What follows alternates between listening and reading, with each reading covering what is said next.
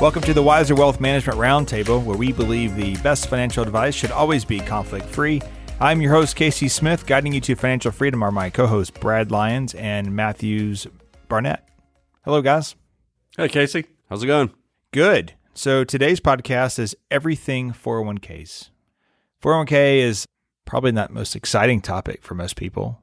Some people don't want to save into the 401k because they have other things they want to do with their money, like car payments, mortgages, and kids.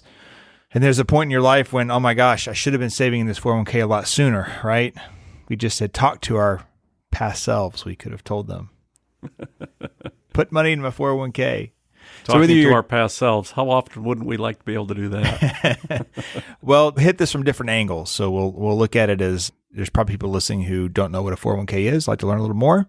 And maybe there's more advanced 401k people that have other more advanced questions. So let's start with the basics. What's a 401k? Okay, so the 401k came out of the tax code years ago, and it essentially allowed employers to provide their employees with a retirement savings program on a salary deferral basis. So employees were able to defer certain percentages of their salary into a retirement account and let it grow and invest on a tax deferred basis. To go along with that, companies were allowed to also put in money into that savings account on a percentage basis as well. So it's commonly referred to as employer match. So if the employee puts in 1% and the employer puts in 1%, there's a 2% contribution into the 401k plan. The 401k is managed by a group of trustees who are fiduciaries to all the participants in the plan, and it's the trustees' responsibility to make sure that all the investment options are low cost and broadly diversified, allowing a participant to create a portfolio that suits them and their situation as they try to save money for their retirement. The trustees are also, one of their responsibilities to make sure that this maintains the audit proper controls. As it being a tax-deferred account, there are taxable consequences to money going in and money coming out. If an employee were able to contribute consistently over their entire working career, hopefully by the time they retire, they will have accumulated what may be the largest sum of money that they have in a single account. And so it's the plan's trustee's responsibility to make sure that that employee has the opportunity to create the largest sum of money that they can use for their retirement. And it's the employee's responsibility to actually make that happen by electing to have money saved or deferred from their paychecks every month or every 2 weeks or whatever the case may be. So it's a very efficient way to save money for your retirement. It's on a tax-deferred basis. It comes right out of your paycheck, so you never see it, you never miss it. It allows the eighth wonder of the world, has been called, to be applied, and that's compound interest. So I'm sure we'll talk a little bit about the earlier we get started as a participant, the greater the value of that money can potentially be at retirement 40 years later. It's a terrific vehicle for retirement savings, and there's a lot to talk about in a podcast that's all things 401k plans. I think a question I get a lot of times, especially if you work for an employer that is maybe not, you question if they're financially stable, but they still have a 401k plan that they're matching. If my company goes out of business, do they walk away with my 401k money? That's a great question. It should be answered. The money that goes into your 401k plan account is in trust, and it's held at a third-party custodian in which the employer does not have the ability to withdraw that money for their own purpose. That money is in trust in the participant's name at a third-party custodian. That's an important thing to remember. It is. It takes away some of the fear, I think, from putting money into the plan. Certainly there can be fraud where you thought the money was going in and the employer was not delivering it to the third party, but you should be able to catch that if you're on top of things just by looking at your statements, right? And seeing that money is being deposited in there, not your pay stub necessarily, but the brokerage statements from whoever manages your 401k plan. Right. And that's the trustee's responsibility to make sure that there is not any fraudulent activity occurring between the participant depositing money and that money being diverted in any way,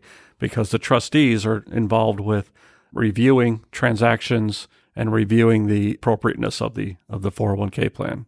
Well, let's talk about some of the rules related to 401ks.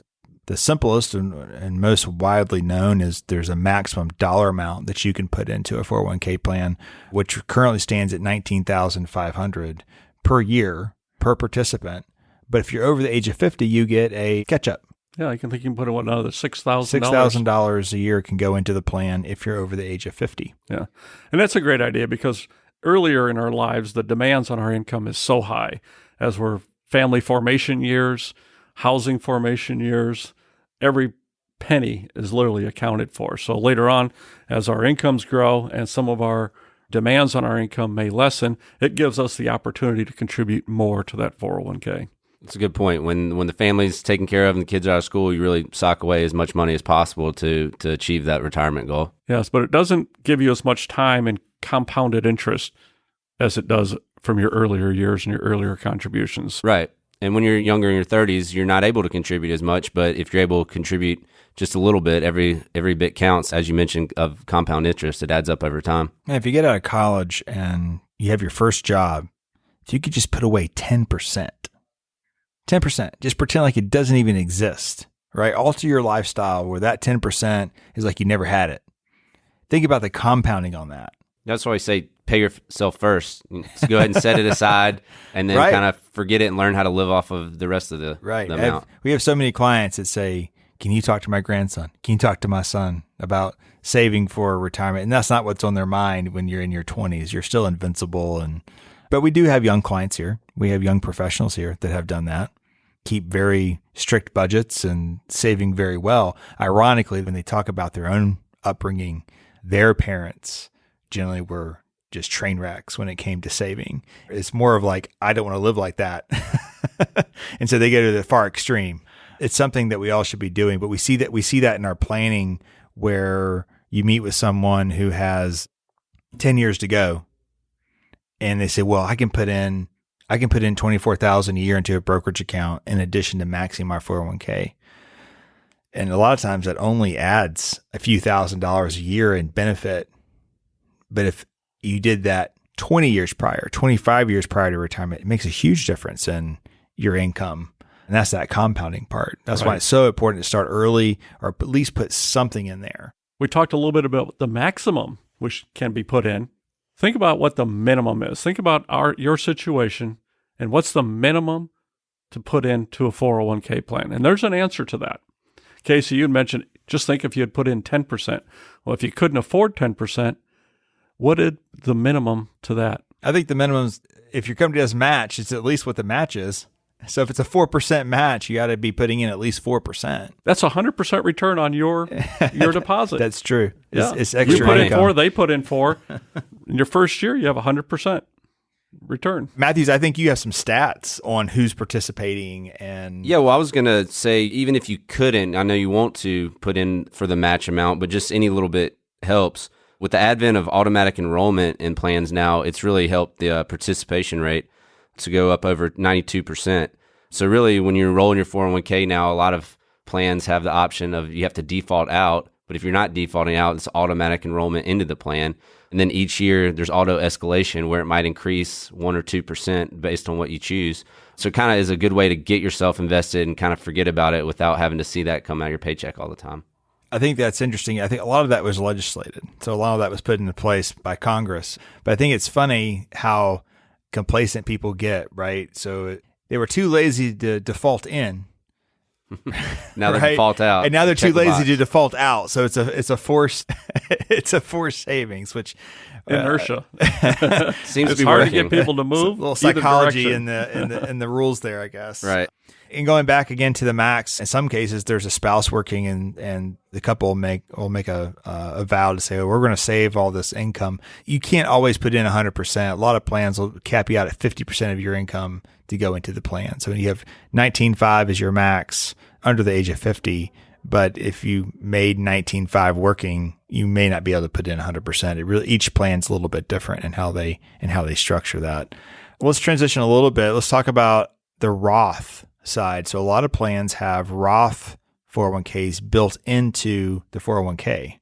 So you have a choice when you're saving. Do you want to save into a traditional side or do you want to save into a Roth side? Matthew, you want to walk us through that decision process? Yeah, so the Roth 401k, as opposed to traditional, is not with pre-tax dollars. That would be with the after-tax dollars.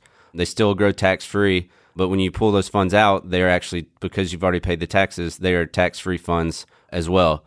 We didn't really mention, I don't believe, that with the traditional 401k, there's what's called the required minimum distribution. What used to be age 70 and a half, and now recently, due to the Secure Act, it's now age 72. Traditional 401k requires that you actually withdraw a certain percentage of your account each year. The Roth 401k still has that requirement, but you're able to roll it into what is called the Roth IRA if that's a possibility in the future. So kind of pre-tax versus post-tax accounts you can invest in. And a Roth 401k is not the same thing as a Roth IRA from the savings standpoint. Correct. So we don't ever want to get those confused. Those have different limits and have income restrictions. A Roth 401k, there is no income restriction in contributing to that. Right. I think my general rule is if you don't know if you should be traditional or Roth, it's good to be half and half. So you'd put half that if you're saving 10%, you put half in traditional, half in Roth. The idea is in the future you have two buckets, one taxable, one non-taxable, to choose from depending on what the tax environment is in the future. Right. It's tax diversification. Correct. There are people who say you should do all Roth all the time, and there's people who say you should do all traditional all the time. Both sides have tax assumptions that may not be correct. So if you do 50-50, that works out really well. Now, if your family is in a extremely high income scenario and you're maybe between Fed and state, you're paying 40%, 41% tax, then I'd probably say you're probably not going to be in that situation in retirement. So maybe you start leaning more toward traditional because you're saving nearly 40% of every dollar going in, right? Where if it's more standard household income, I think 50-50 is a good way to approach it. Yeah, you mentioned the taxes. That's kind of based off in retirement. Do you think you'll be in a lower tax bracket based on the income, or will taxes overall be higher? So kind of playing that middle ground of what you think. All right, so we know that in a 401k, we should have a choice between traditional and Roth. We can put in $19,500 a year into the 401k of our own money. If we're over 50, we can put in another $6. But the actual limit inside a 401k is around $57,000 a year.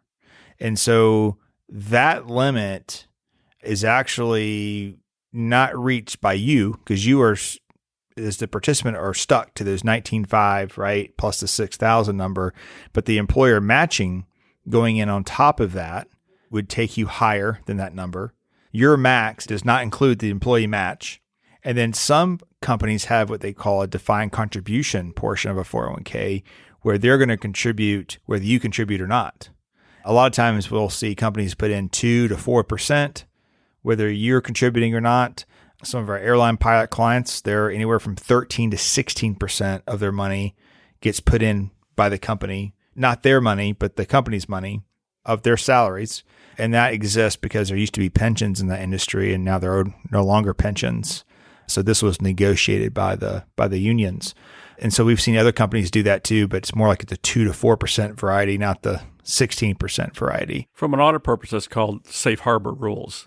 And it allows companies or sponsors of these 401k plans, and they have their annual audit each year, they have a safe harbor against situations that may occur that would put their plan into non-compliance.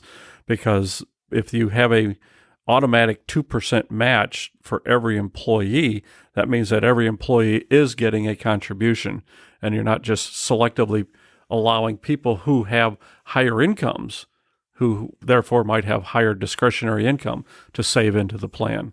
The tax code tries to look after the lower income earner as well as the higher income earner in these retirement savings plans. So I was wrong on the max. It's actually 59,000 now. So we'll make a note of that. Up to 59,000 can be contributed to a plan. It's just 19.5 is your and that can be contributed in several different ways. It can be like the match, as you said, or straight out contributions, or profit sharing. Profit sharing is another way to have money added to your 401k. Yeah. At the end of the year, the company decides they have excess profit, and they will hand that back to the employees through that. That all goes to the traditional side. That you can't get that into the Roth side. That's right. As small business owners as well, profit sharing is a great way after the books have closed for the year to be able to write off expenses referencing the prior year, so you can actually lower your tax burden in a 401k.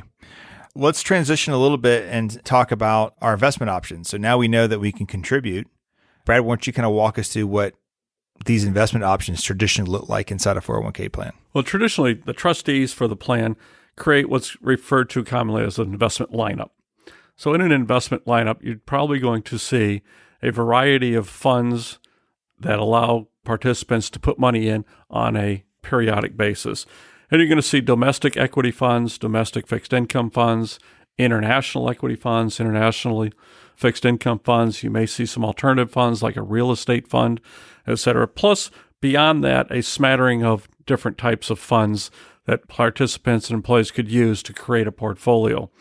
So you're going to see large cap equity, mid cap, small cap, international, emerging markets, fixed income, and perhaps real estate. And beyond that, it just becomes a matter of whether or not the fund is going to be an actively managed fund, where there's a fund manager making the investment decisions, or a passively managed fund in which you're investing completely into an index.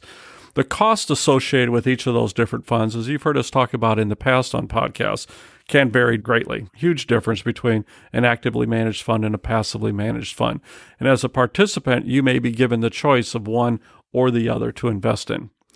For participants who are not interested or don't feel they have the capability to create a portfolio of these funds offered to them, the trustees are putting in something that into the lineup that may be called a target date fund or a lifestyle fund, in which the fund manager has created a blend of the different funds either in your plan or a blend of funds that they offer, which includes equities, fixed income, and others in a proportionality that you have more risk for longer term funds and less risk for shorter term funds. So quite often they have a name associated with them with the year in which the participant plans to retire.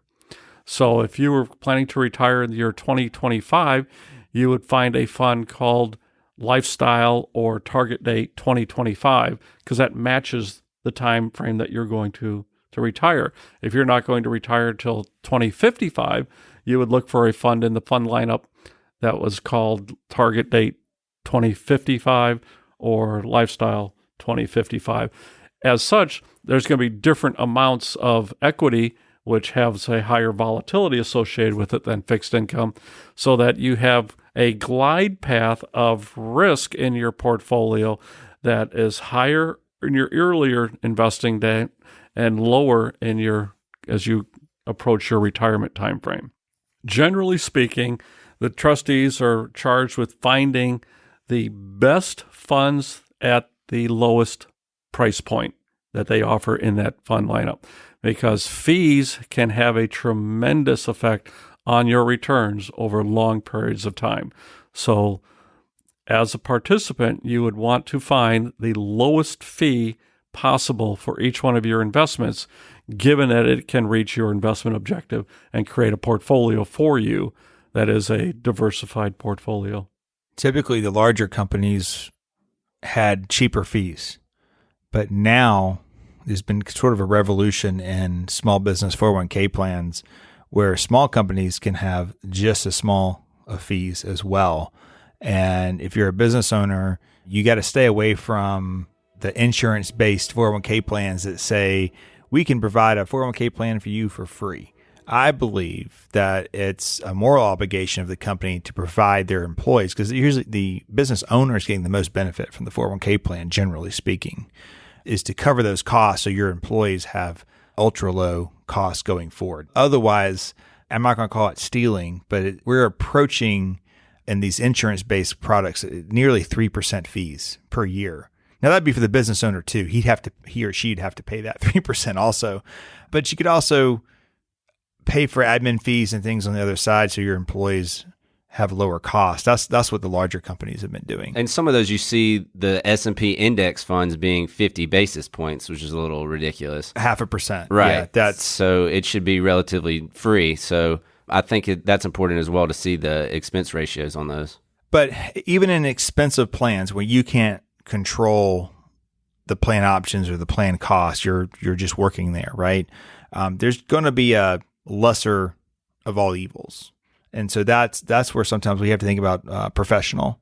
You should maybe look at that, look at your investment options and say, okay, well, it's not perfectly diversified, but this is how I would do this to capture the lowest cost going forward. And we do that here. But other advisors, I'm sure, would be happy to chime in and look at those allocations as well. Well, something that's interesting about contributing in your 401k is it takes advantage of one of the basic principles of investing, and that is dollar cost averaging, right? Because you're putting money in regular amounts over periodic time periods, and you're allowing the fluctuations in the marketplace to determine the number of shares that you're buying at each period. And we've just seen this where prices of securities dropped during the pandemic that what's been going on. And so during those time periods, you're actually buying more shares of each one of the investments. So it's forced discipline for you to dollar cost average into your 401k plan. So it actually takes advantage of fluctuations in the marketplace. That's a good point. You're not trying to time the market. You're just continually investing. Sometimes it'll be higher, sometimes it'll be lower, but over the long term, it works out in your advantage. That's correct. If you have expensive investment options, sometimes plans will offer what they call a brokerage link, where you can actually take assets from the plan, move them into a brokerage account, all set up through the plan, not your own personal brokerage account. And you can invest in anything. And there's usually a cost per transaction. I've done this in the past with clients who had not so great initial investment options and got into the brokerage link to get access to lower cost index funds. But index funds, the trend now is to always have index funds in the plan. There's been some class action lawsuits on some very large companies that did not offer those. There were very high profile cases. Yes. Yeah. So we've seen even the worst plans get a lot better just by adding those basic index funds, which really helps the saver over their lifetime reduce cost. So typically I say stay away from individual stocks inside your brokerage link, and most mutual funds are going to underperform the index fund over the long time anyway. So if you have index funds available to you in your 401k, there's no reason to be using a brokerage link unless you're just trying to do something very unique and special just for you. Generally, I'd stay away from that, which goes back to, we have another podcast about behavior. 401ks are not meant to be traded on a daily, weekly, monthly, maybe not even on a quarterly basis. Really, it's you have an allocation that's right for you and your financial situation, and you should leave those there and let them ride the ups and downs of the market. Because to your point, Brad, you're putting in your dollar cost averaging. So when things are really bad, if you're still working, still earning a paycheck, a percentage of your income is buying that stock. What I like to tell younger people is your objective is to buy as much stock in the S&P 500 or whatever index you're tracking that you can, right? Is to get as many shares as possible. You want as many shares as possible. And that means lower prices. So if you're working, you want lower prices. If you're retired, you want higher prices, right? And time generally says you have lower prices now than you will in the future. So that's why you have to start early, buy as many shares as you possibly can, and those shares will appreciate over the long term. In the short term, we know the stock market's a very scary thing. We've seen fluctuations 60% up, 60% down. We know over 5 years, it's around 20% up or down. We know over 10 years, a worst case scenario is break even. And I believe over 20 years, the worst case scenario was around 6% up per year. But you have to have good behavior and not be moving into cash and bonds based off your emotions. What else do we have to add on the 401k discussion? Well, there's always the conversation, which is always more fun, and that is accumulating money. Putting money in, talking about getting that account balance up to the point where it can be turned around and used in your benefit for making those pension payments to yourself or retirement plan payments. Withdrawing money from a 401k should be planned very carefully because your distribution election is often irrevocable. And at that point in time, I would be remiss if I didn't tell people to get good advice on withdrawing that money from your 401k. It can go into an IRA account. If you're employed somewhere else, maybe it can go into that new 401k plan if it has good investment options. It all has to be considered. But that distribution from the 401k is a very important decision and should be thought through very carefully. Generally, the investment options too in 401ks are built for growth. They're built for the younger employees, not so much focused on an older employer group.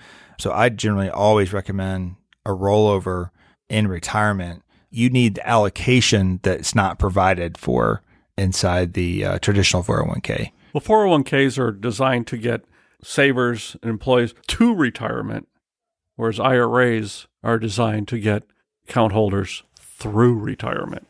Correct. And also, too, you made a good point. A lot of times, once the rollover assets at our company, a lot of times it's in your best interest just to roll the 401k into the next 401k where you're employed, especially if it's a large entity and they've got really cheap pricing on their investment options.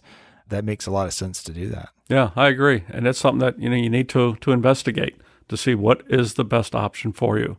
And quite often that can be. I guess we'll add here at the end, it's not the focus of this podcast necessarily, but if there's a situation where you had to withdraw from the 401k plan, you're under the age 59 and a half, there are some hardship provisions usually built into plans that will allow you to loan against the 401k. Mm-hmm. In some cases, you can actually just do a withdrawal and pay the income tax.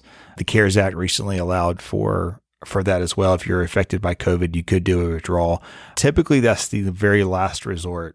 You're robbing from your future self. So you have to really think about that before you decide to withdraw money. Right. And every plan is different. So if that is the last resort, you still need to check with your plan sponsor to make sure that's even an allowable option as well.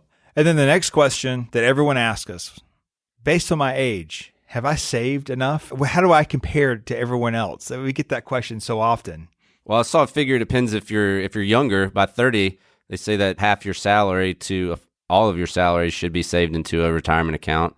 So, for instance, if you were making $60,000, you should have anywhere between $30,000 and $60,000 saved up for retirement.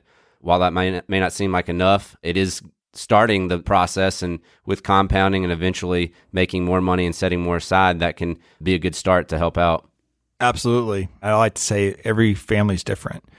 Every family has different needs. So how much you have saved may be enough for you, may not be enough for somebody else, or maybe twice as much as someone else needs. So it's all very independent. But I think human nature, we all want to compare ourselves to other people, I guess. And keeping up with the Joneses. Exactly. All right. Well, guys, this is a good intro to 401ks. Thanks for your time. Thank you. Thank you. Appreciate it.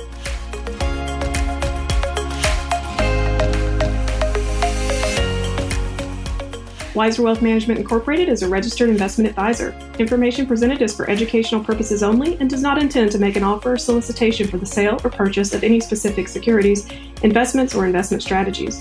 Investments involve risk and, unless otherwise stated, are not guaranteed. Be sure to first consult with a qualified financial advisor and/or tax professional before implementing any strategy discussed herein. Past performance is not indicative of future performance.